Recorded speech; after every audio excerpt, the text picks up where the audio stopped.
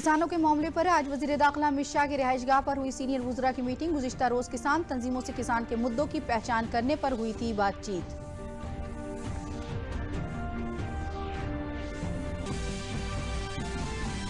कोविड-19 के मुल्क में बन रही कोवैक्सीन के तीसरे मरहले का ट्रायल कोलकाता में हुआ शुरू। 1000 रजाकारों को दी जाएगी वैक्सीन की डोज।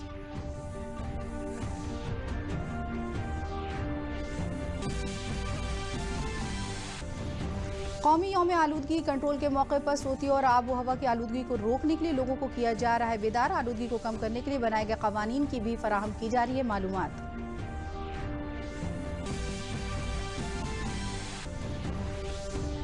और वजीर आला योगी आदित्यनाथ की मौजूदगी में लखनऊ म्यूनिसिपल कॉरपोरेशन के बॉन्ड की बॉम्बे स्टॉक एक्सचेंज में हुई लिस्टिंग। लखनऊ म्यूनिसिपल बॉन्ड जारी करने वाले भारत का बना नवा शहर।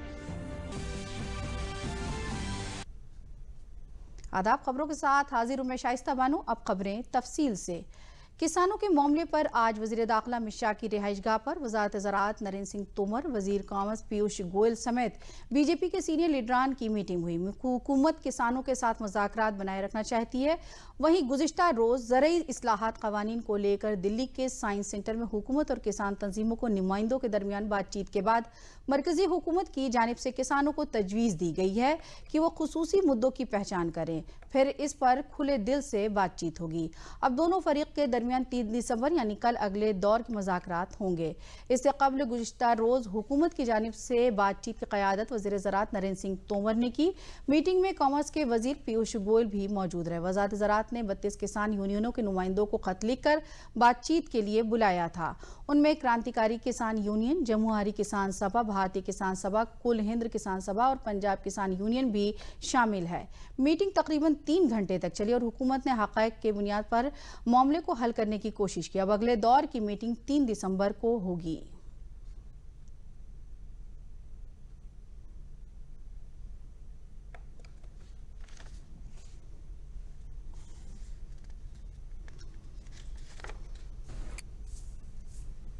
आज किसान यूनियन के नेतागण आए थे और भारत सरकार ने तीसरे दौर की वार्ता आज संपन्न की। वार्ता काफी ठीक रही और एक दूसरे के प्रति काफी समझ बनी है और हम सब लोगों ने यह तय किया है कि अब परसों वार्ता का चौथा चरण शुरू होगा और परसों तक ये लोग भी इशू अपने लेकर आएंगे और उन पर बिंदुवार फिर चर्चा की जाएगी। कोविड-19 के टीके कोवैक्सीन के तीसरे मरहले का तजुर्बा आज से कोलकाता के National Institute of Cholera and Enteric Diseases में शुरू हो रहा है। तकरीबन 1000 रजाकारों को इस मरहले में वैक्सीन की ये डोज दी गई। इनमें से निस्फ रजाकारों को हैदराबाद भारत बायोटेक और ICMR के जरिए मुल्क में बनी वैक्सीन दी जाएगी। बाकी लोगों को पैल्सबो दिया जाएगा। पहले डोज की 4 हफ्ते बाद सभी वॉलंटियर्स को दूसरा डोज दिया जाएगा। ICMR NICD के मुताबिक तजुर्बे का मकसद कोविड-19 इन्फेक्शन के खिलाफ रजाकारों के दरमियान कोवैक्सीन के तहफ़्फ़ुज़ के असरात तय करना है। इस दरमियान कोलकाता के मेयर फरहाद हकीम ने कोवैक्सीन के ट्रायल के लिए खुद को वॉलंटियर्स में शामिल करने की ख्वाहिश जाहिर की है। इस वैक्सीन का तजुर्बा मुल्क के 22 साइट पर 26,000 लोगों पर किया जा रहा है। PGI, रोहतक, एम्स, नई दिल्ली में पहले से ही फेज 3 का ट्रायल शुरू हो चुका है। आज कौमी यौम आलूदगी कंट्रोल है। माहौलियाती तहफ़्फ़ुज़ के मकसद से हर साल 2 दिसंबर को कौमी आलूदगी कंट्रोल दिन मनाया जाता है। इस दिन को मनाने का मकसद लोगों को माहौलियाती तहफ़्फ़ुज़ के तई बेदार करना है। आबो हवा और सोती आलूदगी फैलाने वाली सनतों के दरमियान बेदारी फैलाना है। इस साल कौमी यौम आलूदगी कंट्रोल की थीम फ़िज़ाई आलूदगी के सिलसिले में लोगों को बेदार करना है। इसके अलावा सनती आलूदगी को कंट्रोल करने के लिए लोगों को ख्वाइंदा बनाना है। आलूदगी की सतह को कम करने के लिए बनाए गए कवानीन के बारे में लोगों को मालूमात फराहम करना भी इस बार की थीम का हिस्सा है।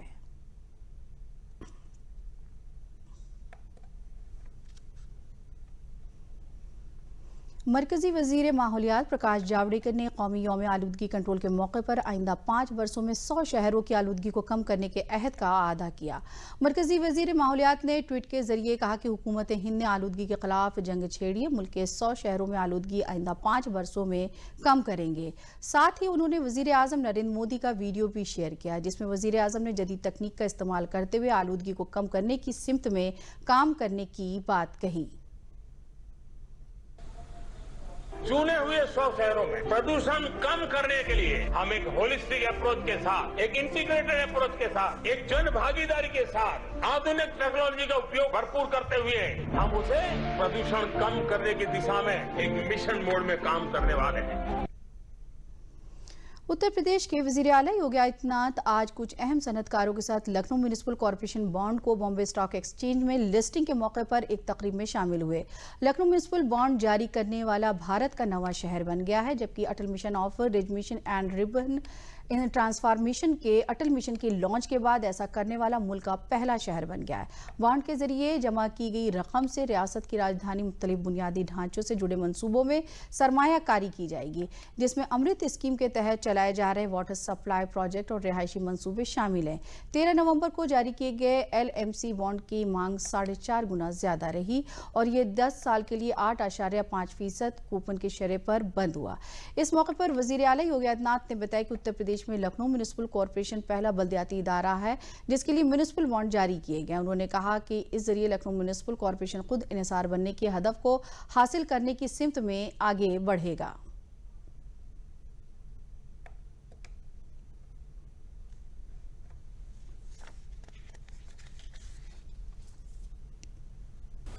₹200 करोड़ के म्युनिसिपल बॉन्ड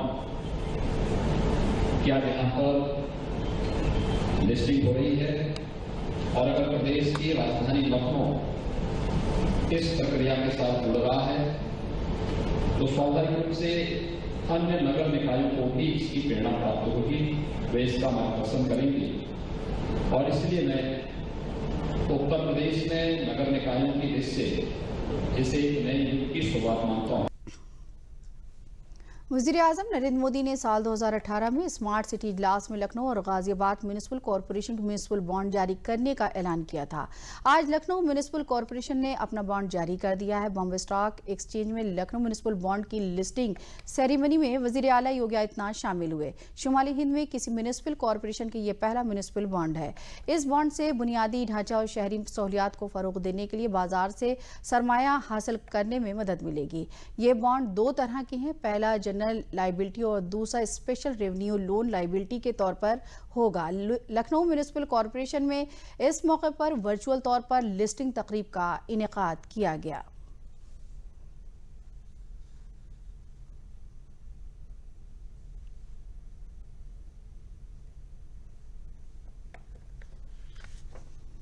उत्तर प्रदेश जहां देश की लगभग 17% आबादी निवास करती है, आबादी के हिसाब से सबसे बड़े राज्य और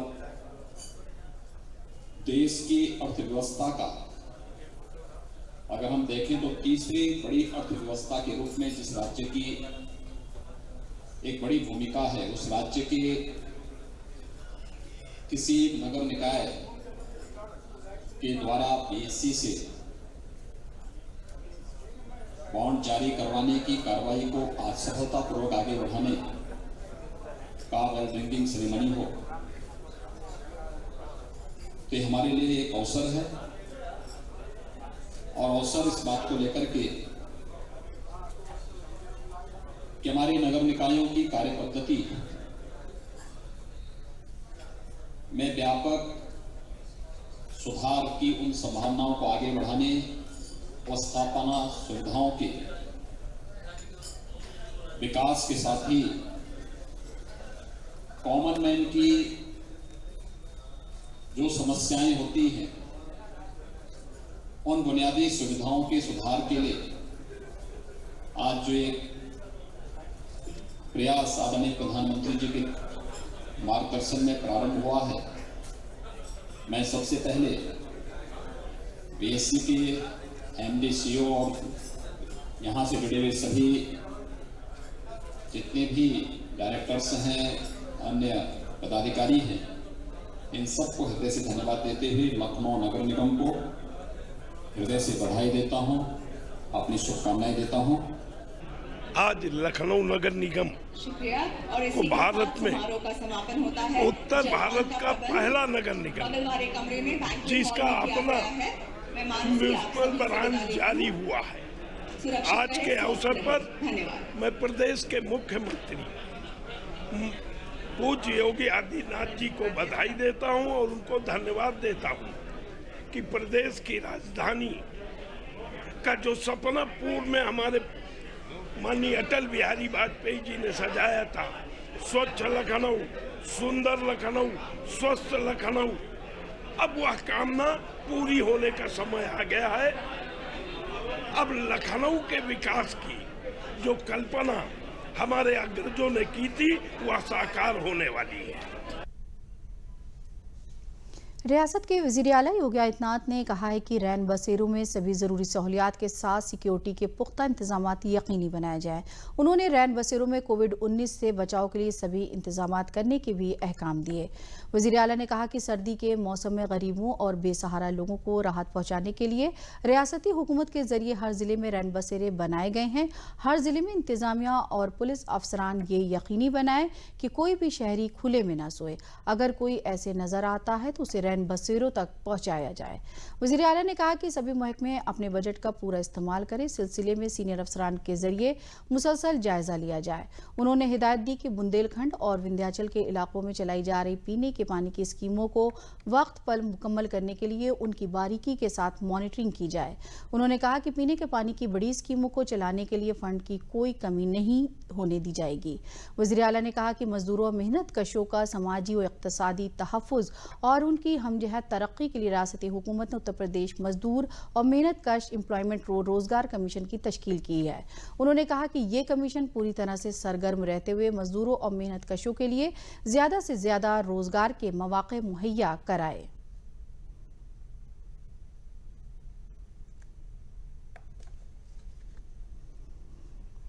अयोध्या में सरयू नदी में रामायण क्रूज टूर जल्द ही शुरू किया जाएगा। मरकजी वजीर बराए जहाज रानी मनसुख मांडविया ने क्रूज सर्विस को शुरू करने के लिए मुनक्किद एक जायजा मीटिंग की सदारत की। सरयू नदी घाघरा कौमी आबी रूट 40 पर पहली लग्जरी क्रूज सर्विस शुरू होगी। इसका मकसद सरयू नदी के मशहूर घाटों की यात्रा करते हुए अकीदतमंदों को एक तरह की रूहानी सफर का तजुर्बा कराना है। क्रूज में आलमी सतह की जरूरी सहूलियात के साथ ही लग्जरी और आराम की सभी सहूलतें भी मौजूद होंगी। क्रूज के अंदरूनी हिस्से और बोर्डिंग पॉइंट पर रामचरितमानस की थीम पर मबनी होंगे।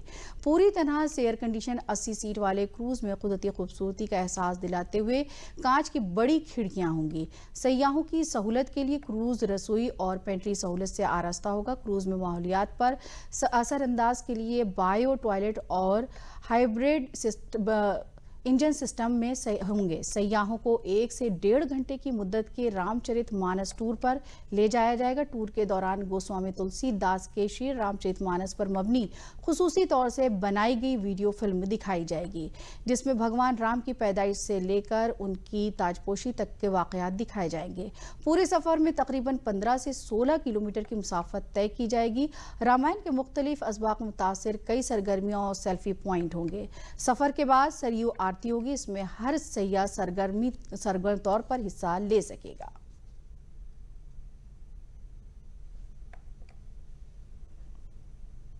मरकजी वजीर मुमलिकत जनरल वी.के. सिंह ने गुज़िश्ता रोज़ हापुड़ के धोलाना असेंबली हल्के में सहाफ़ियों से गुफ्तगू करते हुए कहा कि किसान तहरीक में शामिल होने वाले लोगों को जब मैं फ़ोटो देखता हूं तो मुझे इसमें बहुत कम किसान नज़र आते हैं, जिसके लिए किसान हमेशा मुतालबा करता रहा है। इन मामलों को ज़रई बिल में शामिल किया गया है। मंडियों में किसान अपनी पैदावार पहले की तरह ही फ़रोख्त कर सकता है। MSP अभी भी जारी है। ऐसे में इस तहरीक में किसानों से ज़्यादा अपोजिशन अपना किरदार निभा रहा है। जिन बिचौलियों का किरदार खत्म हो गया, वो भी इस तहरीक को बढ़ावा दे रहे हैं।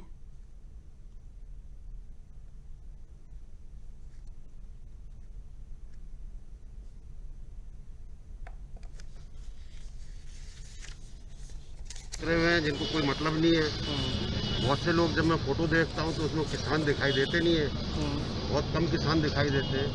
तो जो चीज़ किसानों के हित में है वो की गई है। स्वामीनाथन कमेटी के अंदर भी डिमांड थी, समय समय पर डिमांड होती रही कि किसान को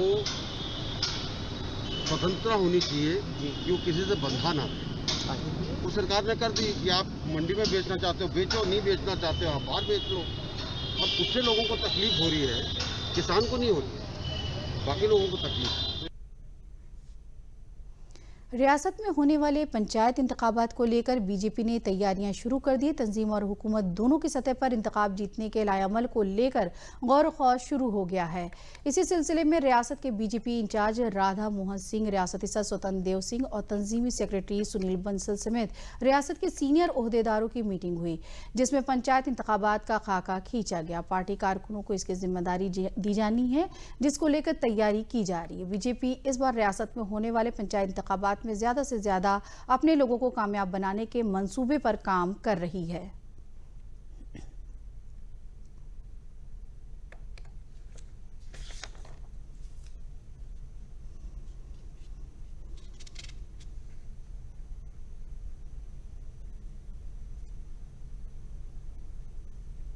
मुरादाबाद के रहने वाले सीआरपीएफ के सुपुर्दोश जवान चंद्र प्रकाश आर्य 22 साल तक मुल्क की खिदमत करने के बाद अब एक होनहार किसान के तौर पर पहचाने जाने लगे हैं। चंद्र प्रकाश अब मशरूम की खेती करके अच्छा मुनाफा कमाने के साथ ही बेरोजगार नौजवानों को खुद इन्हसार बनाने के लिए उन्हें मशरूम की खेती की मुफ्त तरबियत भी दे रहे हैं। हर तीसरे दिन उनके यूनिट पर आने वाले बेरोजगार नौजवानों को मशरूम की खेती की तकनीक भी सिखा रहे हैं, जिसे सीख कर नौजवान खुद इन्हसार बनने के सिमत में अपना कदम आगे बढ़ा रहे हैं। चंद्र प्रकाश ने बताया कि समाज के लिए कुछ कर दिखाने का उनका इरादा था। इसी सोच को लेकर उन्होंने मशरूम की खेती की तरबियत के लिए मशरूम उगाना शुरू किया और आज वो अपनी यूनिट से मशरूम की अच्छी पैदावार कर रहे हैं। इसकी फसल महज 60 दिनों में तैयार हो जाती है, साथ ही 2 गुने से भी ज्यादा मुनाफा भी मिल जाता है। मशरूम की पूरी पैदावार यूनिट से ही हाथों हाथ फरोख्त हो जाती है। सोचा कुछ अलग करना है, कुछ एक सोसाइटी के लिए कुछ अलग करना है, तो मैंने सोचा नेट पे ढूंढा तो लगा कि हाँ, मशरूम में बहुत न्यूट्रिशन वैल्यू है, सोसाइटी को हेल्दी फूड प्रोवाइड किया जा सकता है। तो फिर मैंने ये देख कर फिर ये मशरूम का काम शुरू किया है। कम समय में और बहुत ज़्यादा मेहनत नहीं है। अगर आप फिजिकल वर्क के हिसाब से देखें तो मेहनत कम है, बट टेक्निकली 4-5 पॉइंट है इसमें, जैसे टेम्परेचर मेंटेन करना है, ह्यूमिडिटी मेंटेन करना है। तो फिजिकल वर्क तो कम है, टेक्निकल मेंटेनेंस करने पर मतलब कम मेहनत में बहुत अच्छा रिटर्न है इसका।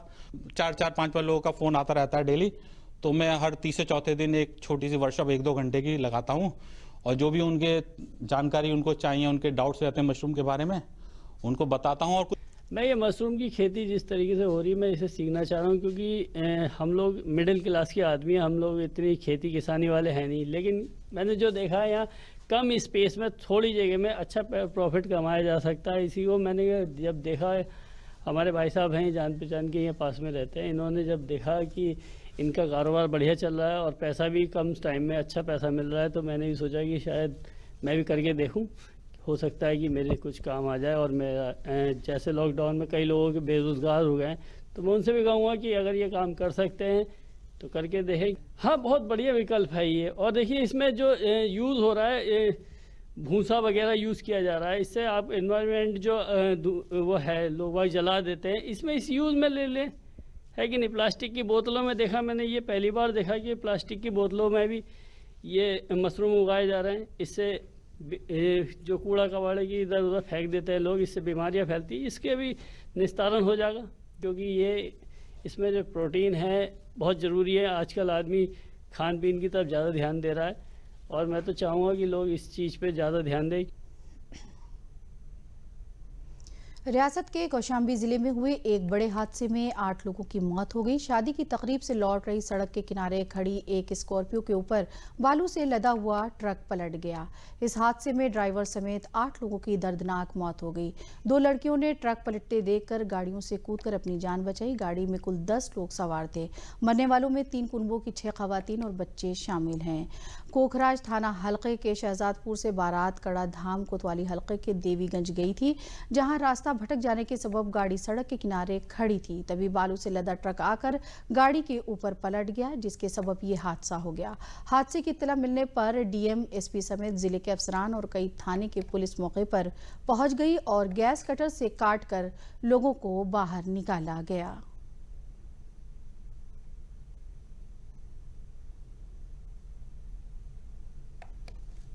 एक ड्राइवर था और 7 अन्य सदस्य थे और ये ट्रक के पलटने के कारण उसमें से जितने 7 परिवार के सदस्य और एक ड्राइवर, इनकी मृत्यु हुई है। 2 डेड बॉडी अभी, उसमें से 2 जो डिस्ट्रिक्ट हॉस्पिटल पहुंचे उनको वहां पर जिला अस्पताल में सीएमएस ने ब्रॉड डेड अभी डिक्लेयर करा है और बाकी जो यहाँ से निकली वो डेड बॉडी है। उसको टोटल ड्राइवर को मिलाते हुए 8 लोगों की मृत्यु हुई है। ये जो ट्रक है ये बालू की, ये गिट्टी की फस्सी जो डस्ट होता है उससे लदा हुआ था और इसमें इसका जिस तरफ पलटा है उसका एक टायर फटने से ये घटना हुई, तो पलट गया है ट्रक और इसको हम लोग आगे की छानबीन कर रहे हैं। परिवार के जितने भी सदस्य हैं वो उनकी हर संभव मदद करी जाएगी। कोरोना की वबा के दौरान कैदियों में इन्फेक्शन के फैलाव को रोकने के लिए बाराबंकी जिला इंतजामिया ने कुनबे से मुलाकात पर पाबंदी आयद कर दी थी, जिससे कैदी और उनके अहल खाना काफ़ी परेशान थे। उनकी इस परेशानी को देखते हुए जिला इंतजामिया ने काबिल सताइश पहल करते हुए जिला जेल के बाहर एक पीसीओ लगाया है, जिसके जरिए हफ्ते में 5 मरतबा कैदियों के अहल खाना जेल के बैरक में लगे फ़ोन पर आसानी के साथ उनसे बात कर सकते हैं। जेल इंतजामिया के जरिए की गई इस काबिल सताइश पहल का कैदियों के अहल खाना ने खैर मकदम करते हुए शुक्रिया अदा किया है।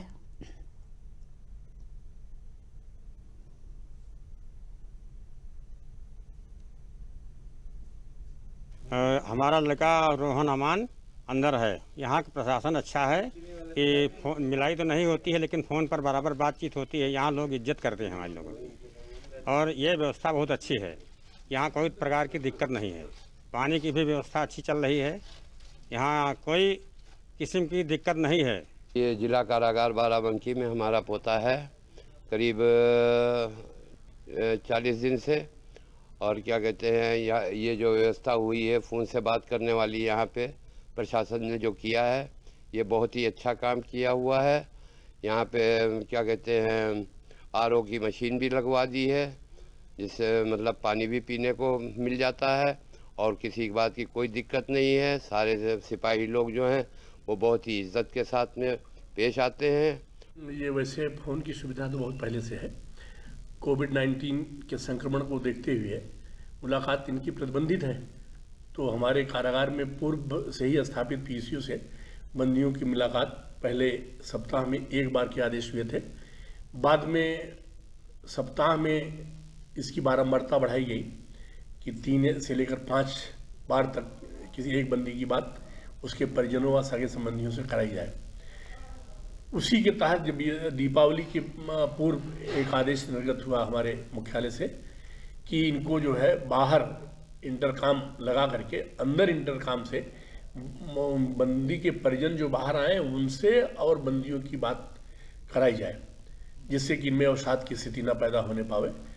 तो आपस में ये वार्ता करके अवसाद तो इनका दूर होता ही है और साथ ही साथ कोविड के संक्रमण से भी इनका पूरा बचाव किया जा रहा है। आईआईटी कानपुर के साइंसदानों ने सोती लहरों के फैलाव को कंट्रोल करने के लिए ब्लॉक बनाने में कामयाबी हासिल की है। इसका इस्तेमाल दिफाई शोबे, तेज रफ्तार ट्रेनों, स्टील्थ आबदोज, हेलीकॉप्टर रूटरों के वाइब्रेशन के साथ ही तिब्बी और सेहत मैनेजमेंट में होगा। सनतों को मजबूत बनाने वाली ज़ीली लहर की लंबाई, इमेजिंग की सलाहियत के साथ नए इंटरसूंक आलात की तैयारी के शोबे में भी इसका इस्तेमाल किया जा सकता है।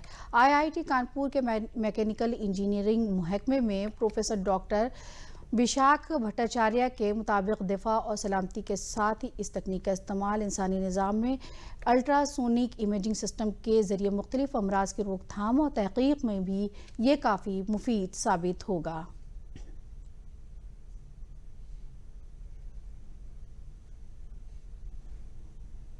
फतेहपुर जिले के हसनपुर अकोडिया गांव के रहने वाले किसान रमेश सिंह ने खेत में तालाब बनाकर मोती यानी सीप की खेती करके दीगर तरक्की पजीर किसानों के लिए मिसाल पेश की है। तालाब तैयार करने के लिए खेत तालाब स्कीम से हुकूमत के जरिए 50% मदद भी उन्हें मिली है। वो जिले के वाहिद ऐसे किसान हैं जिन्होंने दोगुनी आमदनी के हदफ से आगे बढ़कर 4 गुना आमदनी की कोशिश की है। किसान रमेश सिंह ने मोती की खेती करके दीगर किसानों को नई सिमत देने और मायूस किसानों को तरगीब देने का काम किया है, जो किसानों के इक्तिसादी सूरत हाल को मजबूत बनाने में मददगार साबित हो सकती है। मोती की खेती माहौलियात दोस्त भी मानी जाती है। हुकूमत भी अब इंटीग्रेटेड फार्मिंग के तहत इस तरह की खेती को फरोग दे रही है। किसान रमेश सिंह बताते हैं कि रवायती खेती से हटकर तकरीबन 10 वर्षों से फूलों की खेती को तिजारती और साइंसी तरीके से करके वो अच्छा मुनाफा कमा रहे थे, लेकिन कुछ अलग करने की सोच के तहत उन्होंने मोती की खेती शुरू की है, जिसमें 4 गुना तक मुनाफा है। 20 से 22 मीटर के तालाब में 10,000 सीप डालकर तकरीबन 20,000 मोती हासिल करने का हदफ है। 18 महीने की फसल से 40 लाख रुपए की पैदावार का अंदाजा है, जिसमें से तकरीबन 8 लाख रुपए की लागत आएगी। इससे पहले भी किसान रमेश सिंह नई ज़रूरी तकनीक के जरिए फूलों की खेती और अपने फार्म में 140 इक़साम के धान की पैदावार करके लोगों के लिए तरगीब का जरिया बने हैं।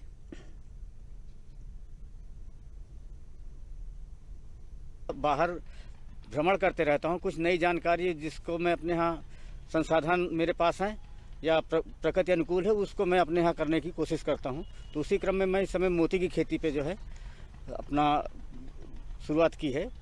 और इसके लिए मैं पहले तो एक खेत तालाब योजना के तहत शासन स्तर से जो है मुझे अनुदान मिला था, वो तालाब बनवाया है।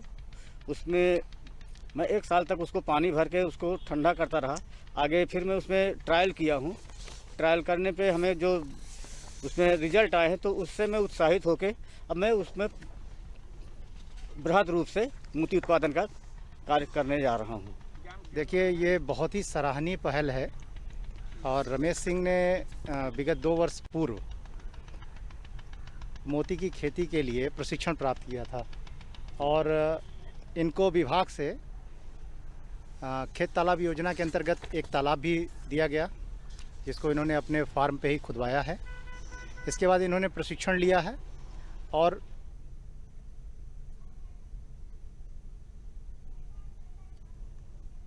आखिर में अहम खबरें एक बार फिर।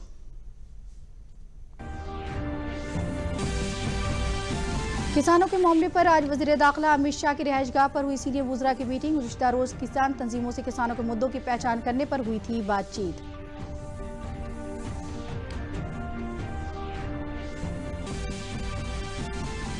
कोविड-19 के मुल्क में बन रही कोवैक्सीन के तीसरे मरहले का ट्रायल कोलकाता में हुआ शुरू। 1000 रजाकारों को दी जाएगी वैक्सीन की डोज।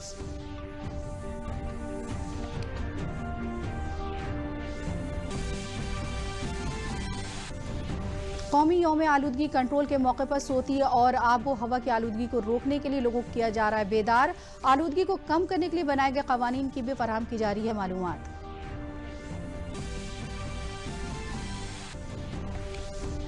और वजीर आला योगी आदित्यनाथ की मौजूदगी में लखनऊ म्यूनिसिपल कॉरपोरेशन के बॉन्ड के बॉम्बे स्टॉक एक्सचेंज में हुई लिस्टिंग। लखनऊ म्यूनिसिपल बॉन्ड जारी करने वाले भारत का बना नवा शहर। इसी के साथ खबरें खत्म। इजाजत दीजिए और अब एक जरूरी पैगाम। कोरोना से तहफ़्फ़ुज़ के लिए अपने हाथ बराबर धोते रहें और 2 गज की दूरी भी कायम रखें। साथ ही जब भी बाहर निकले मास्क होना जरूरी है। जेब या थैले में नहीं बल्कि इस तरह से लगाएं, जब तक दवाई नहीं तब तक ढिलाई नहीं। आदाब।